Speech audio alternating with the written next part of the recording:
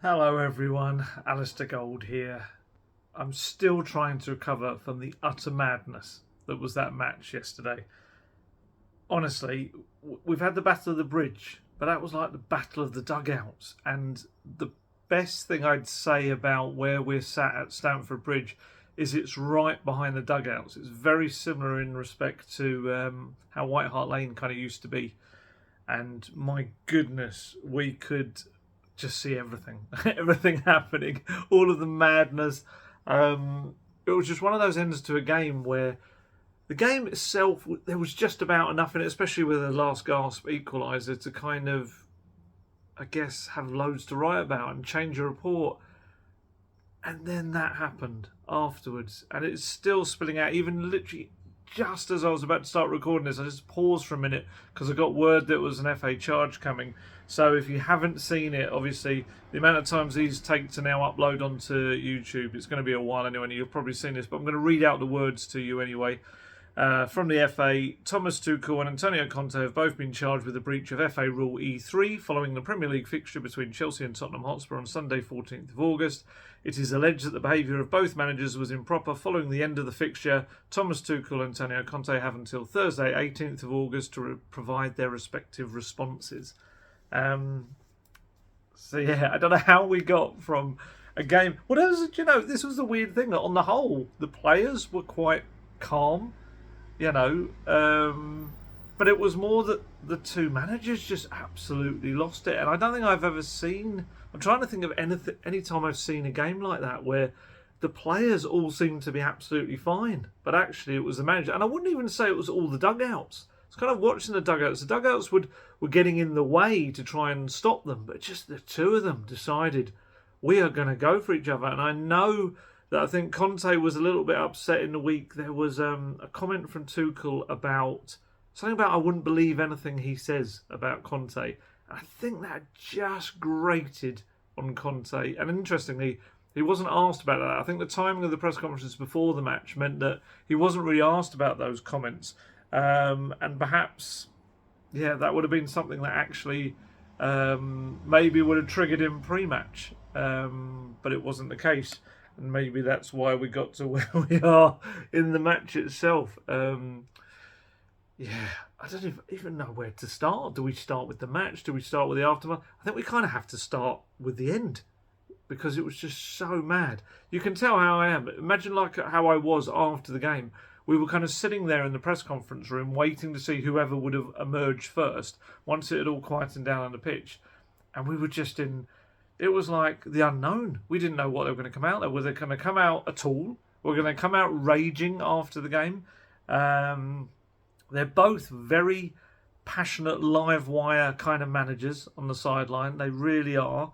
And throughout the game, they were just going at each other with every kind of thing, winding each other up continuously. And Anthony Taylor as well, the manager. The referee is not another manager. We don't need any more than the two managers. Anthony Taylor, who there seems to be a little bit of history with Chelsea, and that was certain decisions that he's made, and that was riling up Tuchel even more.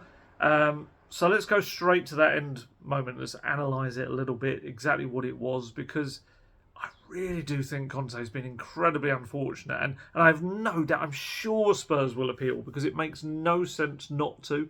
So what happens afterwards if you were living under a rock or in space for some reason and missed what happened? So Conte at the end of the game, despite everything that's happened, he does the old cursory, I'm going to shake your hand. I'm not, just quickly, let's get it over and done with, let's move on. But as he goes to shake his hand, Tuchel clearly has an issue with the fact that Conte isn't really looking at him. He's just kind of trying to head off. So he grabs Conte's hand, holds it, and essentially in that motion, it kind of swings Conte back around, and they go face to face. Tuchel's his cap is like pressing into Conte's head as well, and they just kind of shouting at each other. There's nothing physical about it. There's not even pushing or shoving or anything like that from what I could see. It was just a weird moment, which, and I think in the afterwards, certainly I know Conte said it, but I'd imagine Tuchel will admit it as well. He was kind of the aggressor. He was the instigator. He grabbed and held Conte's hand, and that in turn whipped him round. Conte was very annoyed, clearly, but I'd be intrigued to see, yes, it sparked a bit of a... I wouldn't even say it was a brawl, because it was a set of players, of security guards, club staff, all just trying to make sure they were apart. But nothing really happened. I honestly... I'd even be surprised. I don't think Conte at all deserved a red card. And I'd actually go as far to say, I don't even think what Tuchel did deserved a straight red. I'd maybe argue a second yellow, and that he could have gone. But as 2 straight reds, it was Højbjerg said that. He said, I felt it was all a bit unnecessary, and I 100% agree. And now this charge has come in as well. So we're going to see what happens with that, because presumably a charge would add more, potentially another game to it maybe, or they would fine them. But I'd imagine Conte's got a good case, really, if he goes out there. Because Tuchel's doing all of this. He was doing like, look at me, look in my eyes kind of thing when you talk to me. And I must admit, there's a little bit of hypocrisy there, because there has been a photo doing the rounds of he did something similar to Sean Dyche after a match. And Sean Dyche is left there kind of holding his hand, looking at him like, why are you not even looking at me? Which, yeah, I must admit, I haven't seen the footage, so I don't know whether the photograph is representative of what actually happened after that game against Burnley, but certainly it looked very similar. But yeah, Conte was furious that he was not letting him go. I was trying to think who went around him. Harry Kane stepped in. I certainly saw him. Yves Bissouma was there. Alan Dixon, the team manager I spoke about before, he was in there. Big ex-army man. You don't want to mess with him either. Matt Doherty was in there holding Jorginho back from getting to Conte. Certainly, Bissouma stopped Azpilicueta from really getting at Conte as well. And then there was this weird moment as well when Kovacic, I couldn't see exactly what we just know that Conte kind of barged through Kovacic as he was trying to get through into the tunnel. So I don't know whether Kovacic said anything or whether Conte just did that because he was trying to get away from everything. I don't know, but it was weird. Honestly, I was talking to one of the guys that work for Spurs as we were walking away from the ground later in the evening, and we're discussing the fact that some kind of older journalist, maybe they get a bit bored with covering their team. Maybe. I certainly, when I was in journalism college way back in the day, I remember being told about the old school hacks of Fleet Street, who some of them would put a piece of like a form almost in their typewriter, and they would just fill in the names. They'd essentially almost use the same match report and just change the names. When you cover Tottenham, that's just not the case. This is why I don't know whether I'd end up getting bored of Tottenham, because there's always something weird happening. There's always something different happening. Everything seems to change. Honestly, it's a mind-boggling club to cover because there's always something bizarre happening. Here's Conte's response for you. He said he admitted pretty much that yes, he shouted aggressively at Tuchel after he was holding his hand, but it wasn't anything more than that. The referee showed me a red card, but he didn't understand the dynamic of what happened. But it's okay. I have to accept, but I repeat, this is not a big problem. It's not important. The problem is between me and another coach, and the other coach, not for the others. Honestly, I don't want to come back again, but for sure there is a video to understand what happened. For sure I am not passive. If I see aggressive, and this is his word, not mine, if I see aggressivity, then my answer is with aggressivity. But I repeat, this is not a problem. The most important thing is the game. It was a great game with two teams where there is a big rivalry. Conte came out second.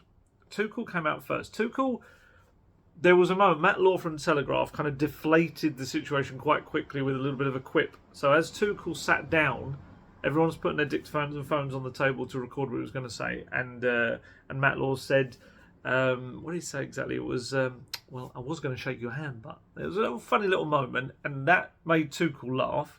And then I think the whole tone of his press conference slightly changed. Maybe he would have been a bit angry, I don't know. Although certainly looking at him coming off the pitch, Conte was raging when he came off the pitch, whereas Tuchel seemed to have already calmed down. So maybe it would have been that way either way. But yeah, he said that. And he started laughing, and he did this weird thing where he kind of showed his bicep, Tuchel, his right bicep, as if to say, oh, yeah, I'm strong. It was a bit weird. But then he said his thing was, I just compared it to two players who had a fight on the field, but nothing happened. Nobody gets injured. Then the players, if you have a hard tackle, a fair tackle, and you don't go later and apologise, there's no need. It's Premier League football. Two managers got involved today because both of us were fighting for our teams. That was it. Nobody got insulted. Nobody got hurt. We didn't have a fist fight. So for me, it's not a big deal. It was part of it today, and it heated up, but nothing bad. Today, it was part of the game. It was certainly hot out there in every sense. The press benches at Stamford Bridge, first 2 or 3 were baked in sunshine. So essentially, most people trying to sit from row 4 back, which had a different kind of feel to it because they're slightly under this cover. There's like a TV gantry area above it. And what that actually meant was that it kind of collected the heat. So you had either the choice of being sunburnt and potentially getting sunstroke, or sit at the back in a sauna and write about it. So you had kind of lots of sweaty journalists writing about managers overheating and reaching boiling point. It was just so weird. And it started early on as well. They were little kind of sniping at each other as well. There was a weird moment which was definitely very hypocritical of Conte screaming at the Tottenham players to calm down. And he was like, so calm yourself there, Antonio. And as I think it was Adam Crafton, the journalist, he quoted my tweet on that and said it was quite right. Nothing calms me down more than Antonio Conte screaming at me to calm down. It was spot on. It was a funny one because they were just live wires. They're constantly moving. They're constantly running about their dugouts, pointing, shouting. Tuchel was getting so upset with some of the decisions being made that eventually one of his coaches started almost acting as like a bodyguard for the fourth official, because he kept going towards the fourth official and berating him. And eventually just see one of the staff, I don't know if it was staff or security guard, but he kept putting his arm around Tuchel and kind of dragging him back, as if knowing that if he kept going, he was going to get himself sent off anyway. And then, of course, we had the goal celebrations, which, So it started with the first one. Spurs' first one. So Højbjerg slots the ball in the bottom corner. Conte celebrates, like pumping his fist kind of thing. There's some suggestions that he was doing it towards the away fans, who were terrific, by the way. They were behind. Technically, if Conte turns to his left, the away fans are there, and Tuchel kind of is in the way. So I'd understand that logic. The only thing I would say is, having watched replays back, it does look like Conte then turns to Tuchel as he's approaching him and goes, "Hey," kind of thing in his face. So that sets Tuchel off. They start to have like another kind of head-to-head. Both benches pile out to protect their men. Poor old fourth official stuck in the middle of it all. Then that got them both a yellow card from Anthony Taylor. And there was definitely an irony that the man who went over, one of the first players to get over there to separate it, was Eric Dyer, who you might remember from the Battle of the Bridge in 2016, was like one of the key aggressors in that match. He was the one smashing into tackles with everyone, some right iffy challenges. So for him, 6 years on? God, where has that time gone? 6 years on to be the peacemaker was quite ironic. But, I think in the build-up to the goal as well, Tuchel was enraged because of, first off, Bentancur's tackle on Havertz, which is a difficult one. I must admit, in the moment, I just thought it's a foul.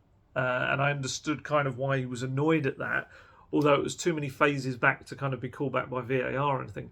But there's a replay angle I have seen where you clearly see Bentancur's foot getting the ball. You could maybe argue he's kind of slightly gone through the man to get it, but certainly he's come around the side and he gets that ball. So for me, I think that is one of those you can read either way. So I wouldn't certainly blame the referee for that. I'd actually maybe put slightly more weight in Tuchel's other annoyance, which was that he felt Richarlison was offside, because Richarlison was... you could argue that he was blocking the path of where the ball went, although having looked at also replays of that, you can definitely see that Edouard Mendy can see the ball. So the ball is not blocked when it's struck. So that, I guess, is a key indicator. And they did look at that at VAR, and it was decided it wasn't the case. So you had all of that, and that all raised the temperature, and that was why Tuchel got even more annoyed. But then what you had after that, so remember, both have had yellow cards, and then what happens after that is that, what we're looking at, mate, 10 minutes later, if that, Reece James scores Chelsea's second. And Tuchel, very deliberately, of course, sprints all the way past the Spurs dugout, all the way down or quite a way down the touchline, going mad, going all of this. I do think it's very lucky that Conte didn't notice him. And then Conte, I don't know if it was the greatest idea in the world, but put out an Instagram story post quite late at night after the game. And in it, he wrote, it was a photo of Tuchel running by him, and it had the caption on it, "Lucky I didn't see you. Making you trip over would have been well deserved," with 3 emojis of laughy cry faces, which in itself is slightly weird for a 53-year-old man to probably put out there. It's quite funny. And obviously you do have the element of, was it him? Was it someone that does his social media? I don't know. But when you know you're about to be charged for, probably likely to be charged for bringing the game into disrepute, all of that sort of stuff, to then kind of say in a social media post that if he'd seen him, he would have tripped him up and everything. It's like, I don't know if it was the greatest idea. It made me chuckle. But I guess the other element to it as well, which maybe he should have said in that, was you're lucky the referee didn't kind of take action on that, because he is leaving his technical area. He is doing an incendiary thing as well, which, it could have kicked off the other bench. And I think he's quite lucky, because I think if Conte did kick off at that, or certainly started pointing to the referee getting annoyed or whatever, it might have been a second yellow for Tuchel at that point.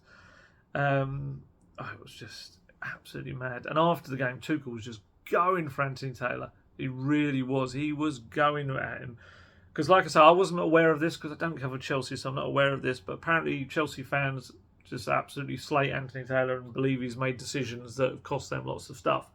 Tuchel did not hold back. He really did, after the game, was saying about, essentially, it's not just the fans, it's us as well, and we believe this, and maybe he shouldn't be, refereeing any more Chelsea games. And he said, I'll be banned from the next game, but yet he's allowed to continue refereeing. All the kind of stuff that you'd think the FA would properly go at him for. I'm just trying to look in case there's any more has come out, because I'm shocked that there isn't a separate charge on that, really, unless that is all contained with what happened after the game. Maybe that's all part of the same rule breaches. I don't know. But yeah, it's just, I was quite surprised by how strongly he was going, because Conte is very different. Conte doesn't really like to do it. Would have to be something huge for Conte to have a go at the official. So Conte, he did actually have a little pop at Tuchel, even for kind of having a go at the ref. And he said, "You know very well I never speak about the referee's decisions. Never, and I continue to do this. When I see the others have this type of behaviour, it makes me a bit angry. But at the same time, everyone tries to do what they want, you understand? I don't want to comment on the referee, but I never make a comment about the referees in England." So, as it stands, both men will miss their next match. I think Tuchel is Leeds. Obviously, Conte would be Wolves. It depends what kind of ban it is. If it's not overturned, it would likely be a touchline ban, I think, which would mean Conte would be able to travel with the team. You have to do the team talk before the match and at half-time and after the game. However, during the actual 90 minutes of the game, he would have to be up in the stand, presumably. They'd sit him up. I don't know whether they'd sit him up with Levy, director's box, all of that, or whether... I don't think they would. I was just wondering whether they'd allow him to sit at the back of the dugout seats. But I don't think so. I think that would be pushing it. It's just they're quite big dugouts at Tottenham Hotspur Stadium, as in the seats behind. So there is I'm trying to think how many rows. There's a fair few rows behind them. So whether you can get away with that or whether they don't want to push their luck. But yeah, like I say, I'd be stunned if they don't appeal, because I don't think he deserved the red card. And I think that's the one element to get away. And then that's your ban out the window if you can overturn that. Because he got a red card for shouting at someone who was gripping his hand and not letting it go. I don't know what else to say about that. It's just mad. And I'm surprised it was given in the moment where it just felt it had to be done. Anthony Taylor. But then, and then how that also works with this charge now about bringing things into disrepute, because whether they're able to say that, well, yes, but your aggressive reaction to that then sparked the brawl. But to me, still all instigated by Tuchel. And the irony is, if Conte had just said, stuff you, I'm not even going to shake your hand after the game, there would be no problem. There would be no red cards. So Conte actually trying to do the right thing in a way ended up having the wrong way happened. Just honestly, it's just mad.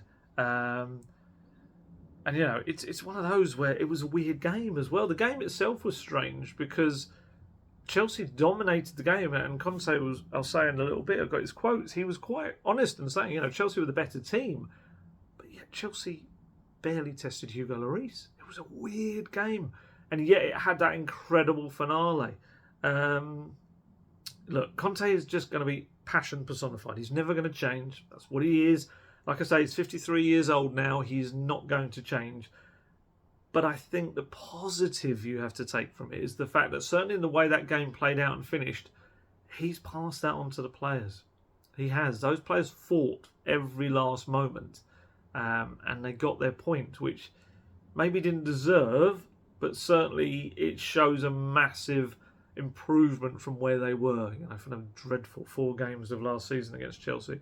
And he was asked, Conte, after the game, about, do you feel that your passion has spread onto the players? And his answer was quite nice. He said, you have to show every time passion, because the result can be positive or negative, but I think the passion is very important. In every job that people do, you have to love your job. You have to love your work and to show the passion. If the people understand this, and the fans see this, it's good. It's good, and you can take a big achievement if you have big passion in your job. And actually, talking about that, I just remembered when Kane scored the winning goal. Sorry, I've done the same. Kane did this in his interview, called it the winning goal. It wasn't a winning goal, the equalising goal, but it felt like a win. It did. It was weird. But when Kane scored that goal, Conte leapt behind him, almost going down the tunnel. I don't know whether he ran down there just to stop himself getting into any trouble. I don't know, which is ironic, which is what came next. But yeah, he just suddenly vanished. Honestly, if you find the footage, he just ran down into the mouth of the tunnel. It was so weird. But yeah, it's just mad. And obviously it was the weekend that we saw the crazy stuff happening with Man U as well. By the way, I just really wouldn't be shocked if Poch ends up there. That's just a complete mess. But there you go. This isn't about a Man U mess at Brentford, who were very good. I hope, I think Brentford haven't got maybe the credit they deserve for a terrific performance as well in that one. But yeah, it's just going madness. And Spurs Chelsea, I think it's February 25th at the Tottenham Hotspur Stadium. That's going to be tasty. That is going to, if there isn't a cup game before, that is going to be one very interesting game with all eyes on the two managers as well. But let's talk about the match itself, because, I've spent 23 minutes talking about the madness afterwards, and it was madness, honestly. Like I say, I can try and give you those little kind of insights into what the press conference room was like. And apparently, from my understanding, it kicked off in a tunnel slightly as well afterwards between both sides. It was all happening. It was all happening. But the match itself, before the game, it was just so completely different. I was watching Fabio Paratici and Greta Steinsson, his new number 2, were really involved in the warm-up. They were talking away to Gianpiero Ventroni, the fitness coach, other fitness coaches as well, sports science staff, just making sure the players were, was just absolutely ready for the game. And to be honest, some people kind of criticise this on Twitter. Maybe it's because they were annoyed at what happened later. But I said, and I stand by this 100%, the first 5 to 10 minutes, Spurs started brightly. They were pressing high up the pitch. They showed really good intensity, kind of created a couple of half chances and getting the ball into the box. I think Kane had a block shot. Maybe Sonny did as well. And then it just all changed. Tuchel's tactics were good. They kind of got hold of the game. Reece James, I thought, was excellent. It's quite unfortunate for him, I guess, that he ended up having that final touch on Kane's header, because I felt he was given a very specific role and he carried it out to the letter. He was on the right of their back three, and his role was very, very high energy role, was to either get up the pitch and put in crosses, which he did, many dangerous ones, but also to essentially stick to Sonny like glue. So wherever Sonny went, you saw James there very quickly snapping at his heels, and then Mount would come in as well, or Loftus-Cheek. And Sonny was really reduced to having a very ineffective game, and that was mostly because of the attention he was getting. It made it difficult for him. His control wasn't great. He was losing the ball, and that was really because he was just being constantly harassed. And ordinarily, I think I said this in previous videos, that should mean opening up space for others. But it just didn't work like that. Kulusevski didn't have a good game either. One of his probably least impactful performances for Tottenham as well. So it was clever by Chelsea. They ended up kind of taking both of the Kane's foils out of the game, as it were. And Kane had some little moments. He was threading some nice balls through, but it didn't really come to anything. Even to Sessegnon as well, had a big chance as well, though might have been offside. So it all started so well, and it just kind of quickly deteriorated. And I think I really would say Reece James was a big part of that. And I actually thought Loftus-Cheek, playing as a wing-back, played well as well. But like I say, weirdly, the stats after the game, for bear in mind Chelsea had 64% of the possession, barely tested Lloris. You know, Lloris had the one save that he made. Trying to think who had a shot. Was it Loftus-Cheek? It came in from the right-hand side, maybe Sterling. But he got his foot to it, knocked it wide. Then obviously from the ensuing corner, which was weird, it was like zonal marking, and it just left Sonny and Emerson kind of at the back. It's difficult to even blame those two players, because it was almost like a zone where there was no one in. So I don't know what the logic was behind that defending, but Koulibaly was just left at the back post. Very good finish, don't get me wrong. It was a lovely volley, but how in the world he was completely free to do that, I have no idea. But obviously, pretty much nothing Lloris could do about that. Reece James's goal, it was a difficult one. He kind of anticipated the way he opened his body up, James. It looked like he was going to shoot across him, and he didn't. So Lloris kind of dived under. But other than that, that was it. And the reason was, I had the stats I'd written down here.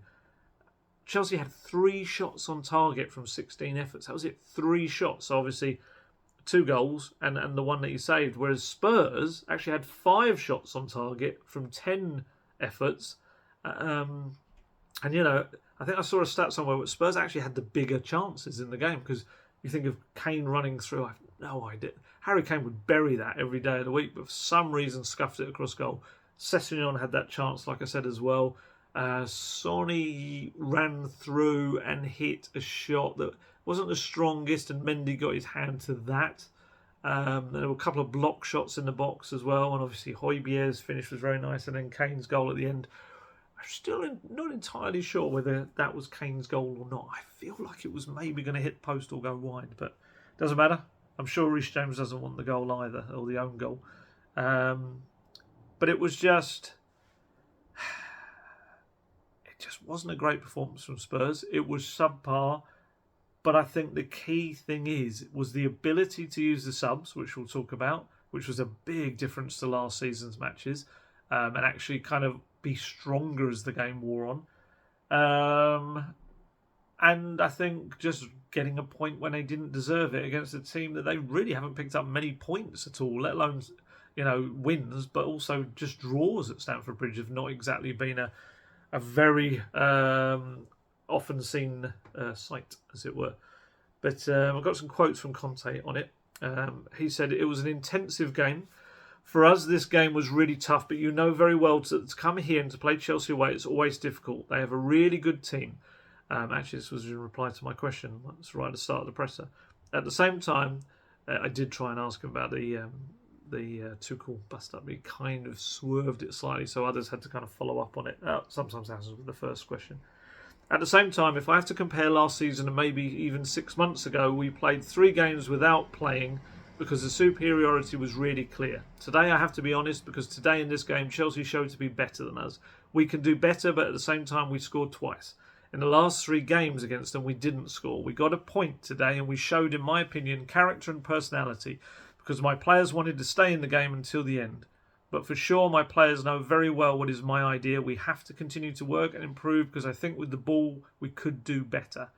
What we did have in the second half was a switch up in tactics. Conte went from his, it's like a 3-4-2-1 he was playing with, that then became a 4-2-4 in essence, which worked to a degree. It got Richarlison in the game, and it gave Chelsea more to deal with, and it pretty much helped force the equaliser with the numbers up there. But then the other byproduct of having an overload up front was that there were less numbers back, and that was when Tuchel just tweaked it again, and they managed to get overloads down the right, and that was why we saw Ben Davies got absolutely stuck on his own between Sterling and James. We'll talk a little bit more about that when we talk about the defence in a moment. But and Spurs just seemed to panic as well in that moment. When Chelsea started to come at them after Højbjerg's leveller, Spurs were a bit. I think Højbjerg said it best. He said we became too emotional, and it's probably true. They were. I think Tuchel brought on, it was Azpilicueta for Jorginho, and it just changed the dynamic back in their favour again. It was tactically, both managers did good things. I feel both managers responded tactically. I feel Chelsea probably set up the better of the two, but as the game wore on, both Conte and Tuchel both responded really well with their formation switches and their subs and everything. And that was the irony, was that Conte was actually trying to make another switch just as Chelsea scored their second goal. He had Perisic and Basuma waiting to come on to change it back to a back 3 again with wing-backs. But yeah, it's just sometimes it's the ironic timing of that, and it changed everything. And then he brought on Lucas as well, because he had to then chase the game. So he was asked afterwards, is that back 4, the 4-2-4, is that something now as a plan B you can use? And he said yes. It could be, but we have to work on it. We have to work on this system, because the second goal we conceded was because defensively we were very poor. Very poor. If we stayed with 3 centre-backs, for sure we wouldn't concede this goal, but this could be a good option for us because we have Richarlison and Harry. Sonny can also be a striker, and we have wingers like Sonny and Decky. Also, even Perisic and Lucas Moura and 2 midfielders, we can switch sometimes to play in this new formation, but for sure we need to work and have the same knowledge that we have in the 3-4-2-1. It's like I say, performance wasn't great at all, but I think the point is a really big one for Spurs. I think in a way it wasn't too bad for Chelsea either, because I think a lot of people out there were maybe getting overexcited at their rebuilding. And saying how far behind they would now drop. And I never really bought into that. I think that their performance probably showed that they're still going to be a big force. They do raise their game a lot for Spurs at Stamford Bridge, of course.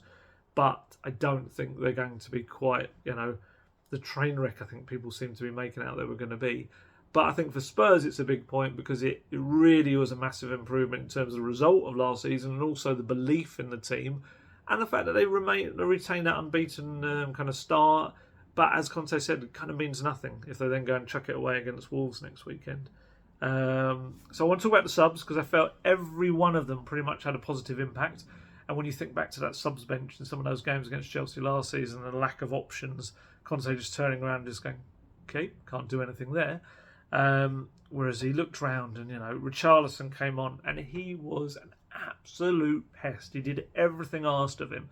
It was like a little buzzing fly or a pigeon, if you will, flying around them, and just what we were saying about Reece James and having him kind of stuck on Sonny. Well, when Richarlison came on and gave another attacking option, it kind of Chelsea were a bit like, oh, there's too many of them now. We can't really man mark one of them. And he was good. He brought a good attitude, intensity to his play, closed everything down. There was one, I think it was after Højbjerg's goal, launched into a terrific block of one clearance that kind of hyped up the Spurs fans as well. I thought he played really well. His movement was very good. He kind of woke up the rest of the attacking line. He just gave another option for the midfielders to pass to as well. And actually, interestingly, he did play a little role in Tuchel getting a red card. He essentially led Anthony Taylor to Tuchel and pointed him out so he could give him a red card as well. Agent Richarlison, which kind of made me chuckle when I watched that one back. Even Perisic had an even more direct contribution to the game in terms of he grabbed the assist at the end. It was his corner. And if you have a little look at his corners, this is a measure of his technique and two-footedness. He was curling in kind of in-swinging corners from either side with different feet, which is just class. So they weren't like floated in balls. They were whipped in swinging crosses from corners from either side, but with different, using either foot. He was. I was going to say he was good in an attacking sense. He brought that little bit of maturity to the play. But what I would say is, we're going to talk about Cess in a sec, but like Cess, he was getting skinned by Chelsea players flying past him. You know, it wasn't just that he came in and fixed all the defensive problems. He was getting overloaded as well, and they were flying by him. But I think just the key with him was the quality of that delivery. It was an absolutely perfect delivery. I think one of the players said afterwards, one of 3 or 4 Tottenham players could have got their head to that and sent it into the net. It was a lovely delivery. It really was. And it was interesting because I was watching during one of the, I think it was the first drinks break they had in the heat. Perisic was properly giving like a mini coaching session to Sessegnon. Coaching session to Sessegnon, that was difficult to say. And really talking him through what he thought he should be doing, what he felt was missing on the pitch. And it was quite interesting that he had to put that into practice himself. And, you know, some of the things he was probably telling Cess to do, he wasn't quite able to do himself, but then attacking-wise, definitely, contributed more because Cess did have that big chance that he messed up. I did feel sorry for Cess though. In a defensive sense, he had Loftus-Cheek and James constantly kind of overloading him. Had that chance that Mendy saved, even if he might have just been offside as well. But I was trying to think. I think Conte afterwards said again that, I think it was maybe in his Spurs interview, he said that it's still not the Perisic I know. So it's going to be a really interesting decision what happens now. What does he do for the Wolves game? Does he decide that Perisic just needs the game time now to get him sharper? Is that a more, I'm going to say easier game, but a less intense, crazy game to give Perisic his first start than it would have been at Stamford Bridge? Or does he give confidence to Sessegnon by saying, no, go on, I'm going to give you another shot, see what you can do, and see how he responds to it. I'm sure I know what Twitter will want, but I'm intrigued to see which way Conte goes, because I still think it could go either way, that decision as well. Yves Bissouma came on. I thought he added a little bit extra strength and guile to that midfield. Had that deflected shot that obviously kept the run of corners going at the end as well. And he was a bit of a minder to Conte in that final kind of madness after the final whistle as well. But in terms of on-the-pitch stuff, it was a bright little cameo. And I'd be intrigued to see, because he needs game time. He really does. Obviously, he had COVID, which affected him a little bit a couple of weeks back. But for him, I just wonder. I wonder whether Conte will be tempted to play him with Højbjerg against Wolves next weekend. You know, I don't think Bentancur did too much wrong. I think it was just maybe a game when it needed just a little bit more in midfield to control it a bit more. Maybe one where he could have gone, with a 3-5-2 rather than the 2 playmakers. But it's difficult. Like I said before, I wouldn't have changed the team lineup either after the Southampton game because they played so well. But I just wonder whether he gives Bissouma a shout alongside a Højbjerg for the game. Højbjerg had a first half that was a little bit iffy, but I felt that he got stronger and stronger as the game wore on. Obviously, a very good finish for his goal. Played a lovely ball through to Kane, which obviously Kane should have put away as well. I thought he came out with a little bit of credit. But yeah, Bissouma, we'll see. We'll see on that one. Lucas Moura obviously had a little kind of, we saw the Lucas as a right wing back thing, the experiment that happened in the Premier League. just late on in the game. It was okay. Added a bit more thrust down that side. Interestingly, he forgot he was a wing-back at one point. They had to tell him to take throw-ons, which you could see he'd forgotten he had to do. I think Kulusevski stayed on the entire game, didn't he? I was trying to think if he got taken off. But at one point, they had Perisic, Lucas, Richarlison, Kulusevski and Kane. I think Son was the only one that was taken off among the attacking players on the pitch. There were a lot of attacking players on that pitch towards the end. Like I say, the bench was the biggest difference for me between the things. For Conte to actually be able to, that's exactly what he's been crying out for, is to be able to change a game with his substitutions, and he did. And he did. You can't kind of say he didn't. I think he just, like I say, would wished he could have got those players on just before that Reece James goal. And you never know what way the game could have turned in those last minutes if it had gone that way. Talk about defence. Do you know what? And I'm one of Christian Romero's biggest fans. I think he's going to be absolutely world class. I think he can absolutely really be a talisman for Spurs going forward. He could end up being Spurs Van Dijk. But I didn't think he played very well at Stamford Bridge. I thought he was quite ropey at times. Some of his decision making wasn't great. And I didn't like the way he lost focus in a fair few moments as well. It was interesting because I was watching in the pre-match warm-up.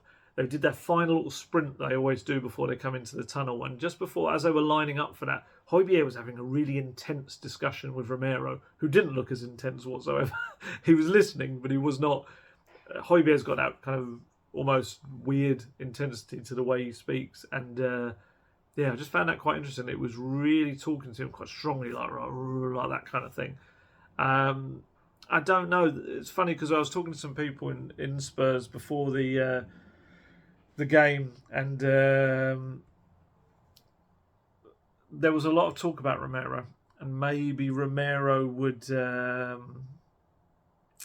maybe he would be the one that would let the side down a little bit in the intensity, in the fire of the game, whether he would just lose his cool, and he kind of almost did. He really almost did.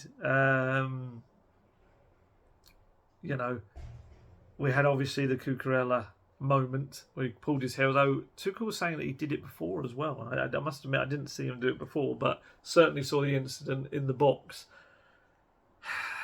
It's one of those where I think if the referee sees it, it's a straight out foul, and then there's no chance for the second corner to then come in for the corner. I'm trying to remember if it was the actual corner it was leading up to. Yeah, no, it was, because that was why they had to check it back. And that was a weird quirk of VAR, that VAR can't then correct whether it was a foul or not. VAR has to look whether it was violent conduct. And the funny thing is, in the English rules, football rules, whereas in rugby, hair pulling is a thing and is mentioned in the rules, for some reason in football it's not. So there wasn't actually a precedent set for VAR to tell Anthony Taylor, oh yeah, by the way, you should call that back for a foul. It's funny because that's one of the things where I could see why Chelsea would be aggrieved, because he shouldn't have done it. He didn't need to do it either.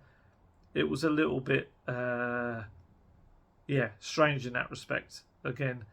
And what I probably didn't like even more than that, and I know some fans will love it, and it will only endear him to Tottenham fans more, was after the goal went in off James, Romero went up to James and went right in his face, like really went up close to him.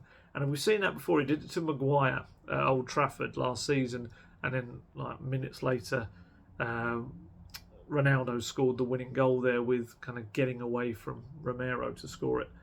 I don't like it. I don't like that goading of opponents after. It's not very classy. It's a bit crass.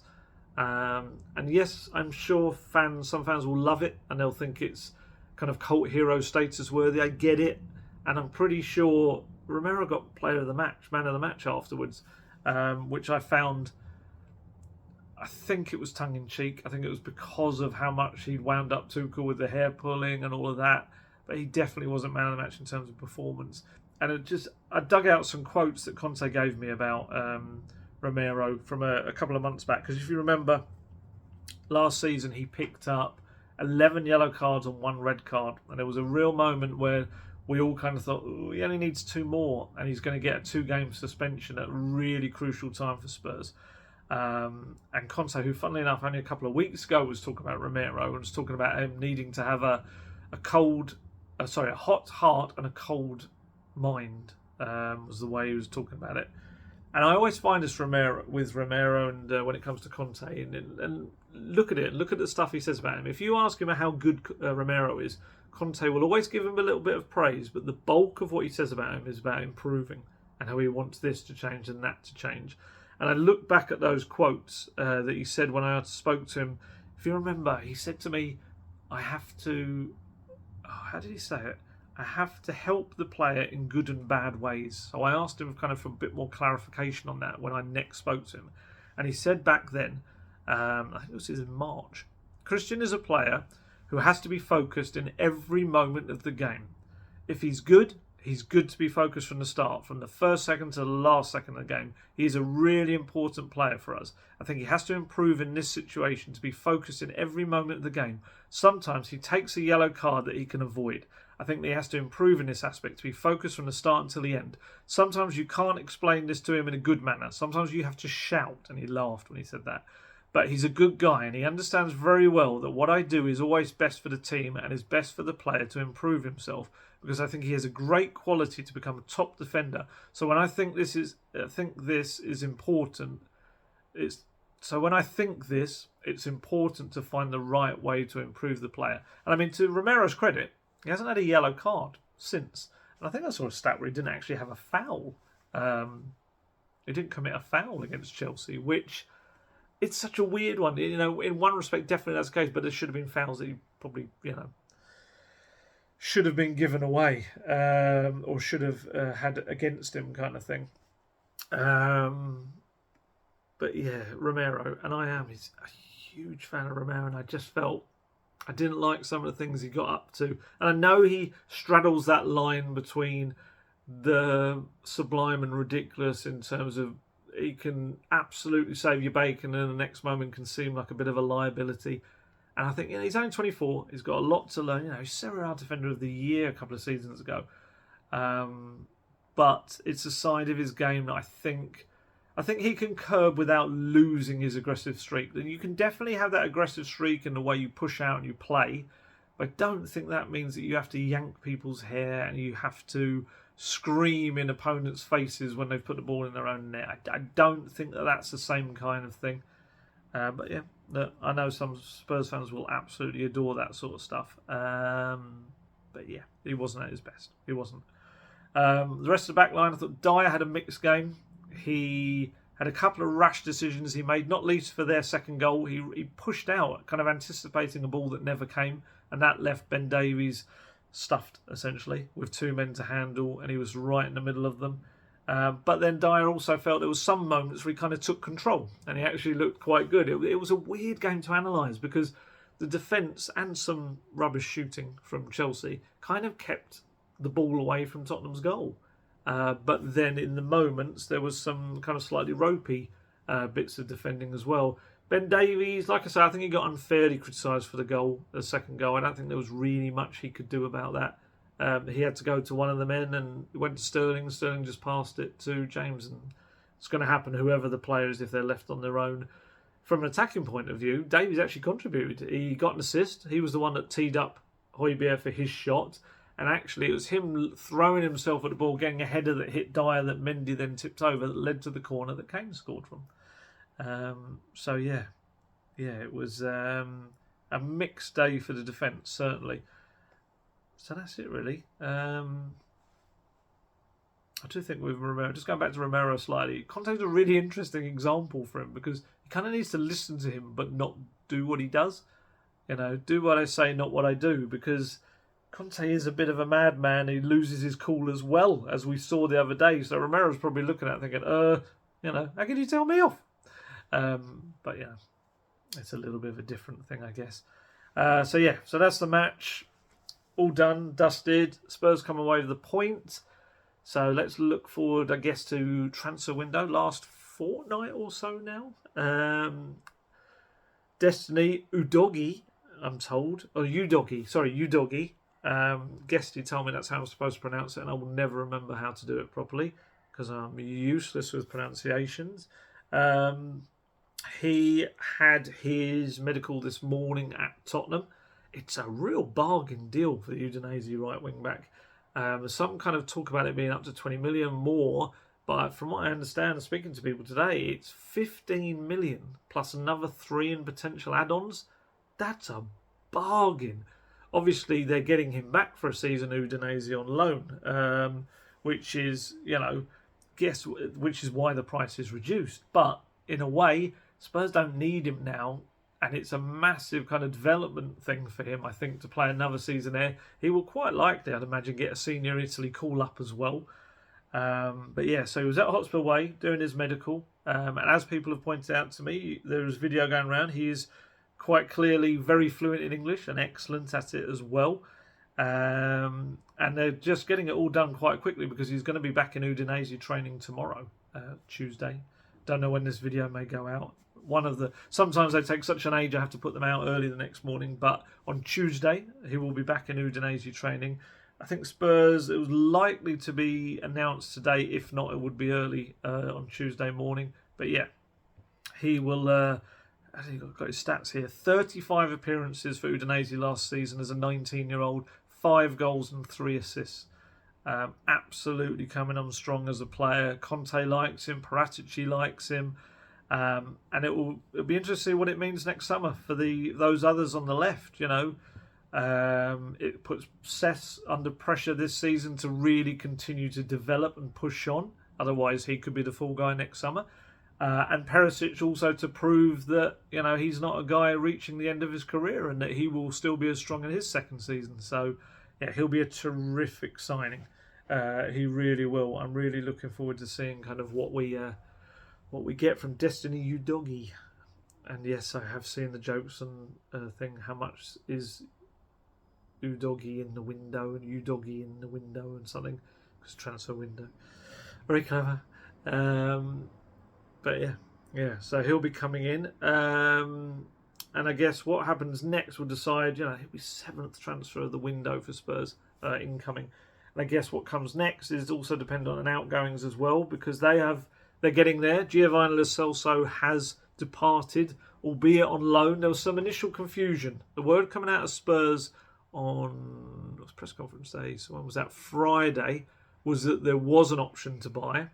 And it's swiftly that, in the confusion with Spurs, it was an option to buy. What it is, it's a break clause in January. So, essentially, if Spurs get a bid that they want to accept and that Lo Celso is open to agreeing to that move, they can recall him from the Villarreal loan to sell him permanently to someone. But he's gone. Unfortunately, has to go down as a major flop. Yeah, shame. I just felt he would be someone that would be perfectly suited to the Conte way with his aggression and the way he plays as well. But didn't happen. Just didn't seem to gel or click with Conte whatsoever. And yeah, I don't really feel that he really settled at Spurs particularly well either. And I was trying to look, as of recording this, he hadn't even done a kind of a good luck for the rest of the season to Spurs type thing. I guess he's left on loan. He hasn't left on a permanent deal, so I guess he doesn't have to say goodbye or anything like that. But yeah, I don't think he will miss Spurs particularly, and I don't imagine a fair few people at Spurs will miss him either, which is sad. It is sad. Tongi Ndombele, Napoli, in talks with Spurs. It was still early stuff at the moment. He was still training today at Hotspur Way, albeit on his own, because that unwanted quartet, or I think they'd be calling them the bomb squad. Some of the journalists, I should say, not within Spurs, but some of the journalists are calling them the bomb squad because they've been bombed out. They're training kind of individually rather than with the first team. So Tongi was in today at Hotspur Way training. Spurs trying to get some kind of option on that deal for Napoli to buy him permanently at some point. You'd think with some kind of objectives that would make it happen if he meets certain criteria. But yeah, too huge. You look at those two players, Tongi and Gio. You're looking at more than 100 million spent on the two of them, and Spurs are so desperate to get them out the door, they're both likely to head out on loan. It's just shows how important it is to get these deals right. Obviously, Harry Winks and Sergio Reguilon also trying to get them out the door. Spurs are. I'm sure the players want to head out as well. If Japhet Tanganga does go in search of more regular football, then Conte's definitely going to have to get another centre-back. Personally, I feel that they should be looking for one anyway, and that was what I was told was going to be the plan anyway. But I think if Tanganga goes, you have to. Because yesterday you had Longley was out, Tanganga was on the bench. So that means if you have two centre-back injuries, if Tanganga were to go, then you'd be without centre-back cover on the bench. If Tanganga were to go as well. So, yeah, I think they have to, personally. You can't have a situation where you could feasibly have no senior centre-backs on your bench. So, yeah, there's that. They will continue to look for opportunities for attacking midfielders and strikers as well. It'll be interesting what happens with Brian Hill. When I asked a question the other day in the press conference, Conte kind of saying on Brian Hill, although he calls him Jill, which is a new variation. We've had Hill, which is what I've told it was, and now Jill from Conte. He kind of said, and Brian Gill is in my squad, almost saying as if he is now in the squad. He's been on the bench for both of the first games, although hasn't played a minute. I still feel that for him, especially in a World Cup year, he's had international caps for Spain. I do think he'll want to play week in, week out. I don't think it does him or Spurs any favour for him to really stick around. But then it may be that if Spurs can't sort out a replacement and someone coming in, maybe they don't want to take that risk in letting him go. But it's just awkward, isn't it? This is essentially a player that Conte was in February technically, after he just left for Valencia on loan, was kind of slating and saying that, he's a good player, but he's not, suitable for the Premier League. So yeah, it's an awkward one. But yeah, he did pick him, to be fair. He picked him on Sunday among the subs instead of Jed Spence. A lot of kind of people getting a bit overexcited about that before, like, where's Jed Spence? What's happened? This is awful. It means Conte hates him. It doesn't. It meant it was a manager picking a balanced bench. That was all it was. If you picked Jed Spence as well, you would have had 4 right wing-back options on your bench alone. Spence, Doherty, Lucas and Perisic technically could play. You didn't need Spence on that bench. As much as I'd like to see him in action at some point, you didn't really need him on there. And it made more sense for Hill to be on there in case you needed another attacking option. And as it was, towards the end of the game, he was using attacking options galore. So yeah, I didn't think that was a big deal at all. Jed Spence will get his time. He's only 21 years old. He will get minutes. The games are going to start coming a bit thicker and faster from after the City game, isn't it? You've got City, West Ham, then from then on, pretty much you're getting matches every 3 to 4 days. So yeah, don't worry, Jed Spence will get game time, and it's down to him to impress Conte behind the scenes as well, in training and everything. The other interesting thing as well is that Conte has kind of acknowledged that he was quite good the other day. He was talking about transfers and stuff, and while he acknowledges that transfers, to shape his ideal squad, it's going to take a few windows. He was also very clear that, I'm not foolish enough to think that I can just go in there and say, I want all of this money spent. And he kind of kept saying that would be foolish. It would be the wrong way to do it. He said that's not the Tottenham way, but also this club can't afford to make any more transfer mistakes. And he's right. Lo Celso and Dembele, just the perfect examples of why they can't do that. They just flushed, like I say, £100 million down the drain pretty much, or the toilet. Don't really flush something down a drain. Well, I guess you do. But yeah, and also there's the homegrown angle and the foreign player limit, which everyone keeps forgetting about as well, which myself and poor old Guesty have to keep reminding people. So even if Tongi were to head off and join Lo Celso this week, Spurs are still 2 players over in their foreign player limit. In the Champions League squad, you're allowed 17. The Spurs would have 19. They've got 20 with Dembele. So say they get down to 19. Say they even manage to get Sergio Reguilon out the door, which you would expect they will. That's still 1 person over. So that means either Brian Hill or Pape Matar misses out. They're likely to be the ones when you look at the squad list.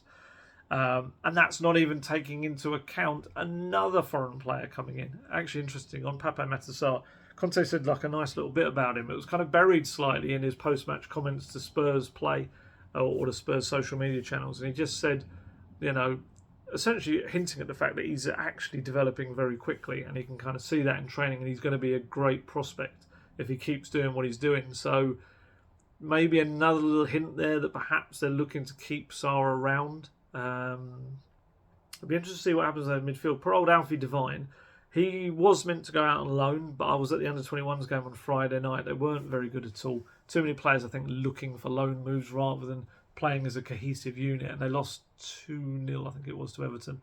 But there were 2 bad injuries. Jamie Bowden went down, got what looked like a bad ankle injury, and then Alfie Devine, as the game wore on, picked up a pretty unfortunate-looking hamstring injury. So whether that ends his hopes of getting a loan in this window or not, I don't know. But, you know, certainly you've got Harvey White, who I do think needs a loan, but then do you keep him because you need club-trained players? The Champions League squad, not only you've got the 17 foreign players you're allowed, but you've also got to have a minimum of 4 club-trained players, and then also 4 homegrown players you can name as well. So, yeah, what happens with that midfield is going to be interesting. But, you know, if it comes down to that, does Hill leave on loan? But then if you're going to replace him, then technically it would have to be a homegrown player if you weren't to then leave Sarr out of your team. Or whether you just tell Sarr, look, we're sorry, but you are a young guy. We're going to try and give you minutes in domestic cups and stuff, but you won't be in the Champions League squad.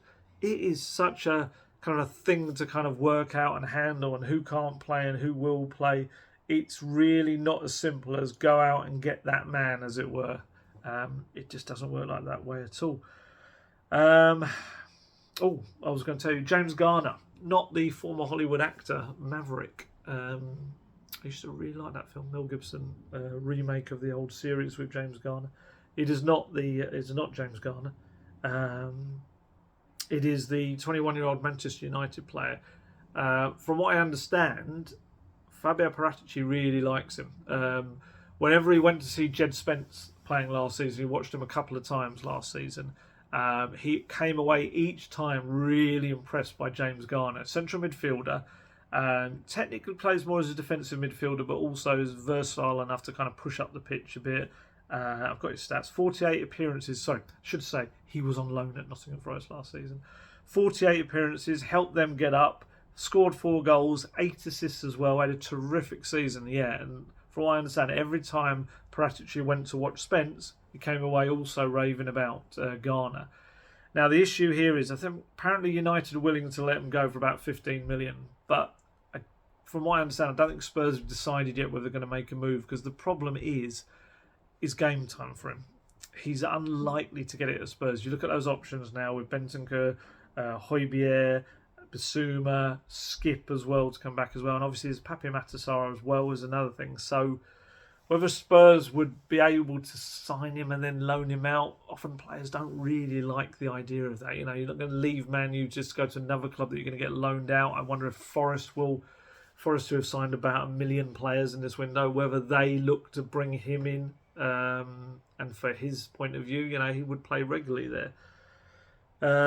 So yeah, just whether that counts against Spurs trying to even make a move for him. But I certainly know there's interest. I know Paratici really likes him as well. So again, it's key.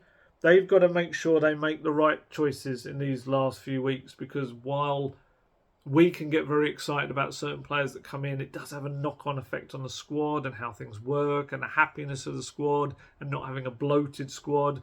They still desperately need to get players out the door. That is the priority.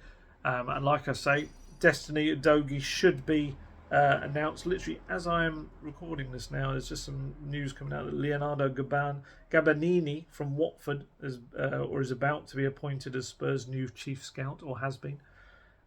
So it'll be interesting to see what that brings. Lots of different recruitment changes, as we've seen with Greta Steinson, Simon Davies in the academy side of things as well. All over the shop they've been making changes as well. Scolding, Andy Scolding as well, who's coming from Rangers as well. Paratici really forming this kind of strong recruitment team around him, which we would hope will lessen the mistakes for future windows. A lot of them obviously a little bit too late for this window, but they've signed 7 players. They've done pretty well, so they're doing fine. But yeah, they've got to get it right. They must get it right in these next few weeks or so. Right, so what else we've got coming up? I'm trying to think if there's any more housekeeping. I haven't had time to do a loan roundup. I will do one of those, I promise. I'll maybe try and do another video in the week at some point. Press conference is likely to be Thursday this week. I've got loads I'd like to ask Conte, but I don't think I'll be alone in that, because I think in the aftermath of what happened at Stamford Bridge and the charges and everything, there'll be a fair few questions being put in there. Skippy, Conte said the other day, he's about 2 weeks away from returning to training, so hopefully by the time we get to the presser on Thursday or Friday, we'll be looking at just over a week or so. I know he was wearing a protective boot to help this little hairline fracture in his heel get that little bit, recover that little bit quicker. I'd imagine, I actually haven't asked today, I should have done, but I presume he'll be back in light running, outdoor running. I will double check that and I'll put that in the next update, or keep an eye on my Twitter feed, because I'm sure I'll write something about it. But yeah, so we'll wait to hear whether Conte will appeal. I'd be stunned if he doesn't. Like I said, I think he had, what did I say, until the end of, was it Thursday I said? I've got it right here. Thursday, 18th of August, to respond to the charge. So I'd imagine he will appeal against that and the initial red card ban as well. I'm just checking in case anything else has come out. It hasn't. So yeah, another busy week ahead. Wolves will be a tough game. You know what Bruno Lage is doing down there. They're a different team. They're I keep saying they're. It's like I've got "they're" stuck in my throat. I like Wolves, and I quite like what he's doing with them as well. They can be a bit inconsistent at times, but gave Spurs some really tough matches as well last season. So it's a good game, I think, for Spurs to be their next opponents, because I think they know they can't relax. Obviously beat them at the Tottenham Hotspur Stadium, as Southampton did, and I think they need to do a similar kind of revenge job on them. And that'll be a good game. I'm looking forward to that one. And then it's Forest after that as well, isn't it? The City Ground. So, yeah, plenty of excitement still to come. And I am still trying to get my head around the events of yesterday. It was just mad. It was insane. But there you go. Hopefully this uploads in slightly quicker time than recent ones, and it's not one that goes out tomorrow morning, he says, as it probably publishes tomorrow morning. But hopefully there's plenty in there for you to discuss, and please do comment underneath. By all means, stick questions underneath in the comments as well. Always enjoy answering some questions, especially now where we haven't got a game every few days. It's nice to have that to kind of refer to and have some different topics that I might not normally cover myself. So please do shove your questions in underneath, and we'll have a little chat about all things. Maybe Wednesday or Thursday night. We'll see how we go. Maybe Wednesday night would make sense. Well, that's not too far away. We'll see how we go. But anyway, I'm going to head off now. It's another muggy night, and I think there's storms coming as well. But hopefully the storm that was over Stamford Bridge and the boiling point that both managers reached has now dissipated, and Spurs can kind of get back to normal and hopefully keep that unbeaten run going, because there's definitely promising signs there. Even if the performance was a little bit iffy, I think the way that squad's coming along is going to be really big. And like I say, in transfer news, I will be right on to you with that. Yeah, so there you go. Right, I'm going to head off now. As always, stay safe, stay healthy, look after yourselves, and I shall catch you later. Goodbye.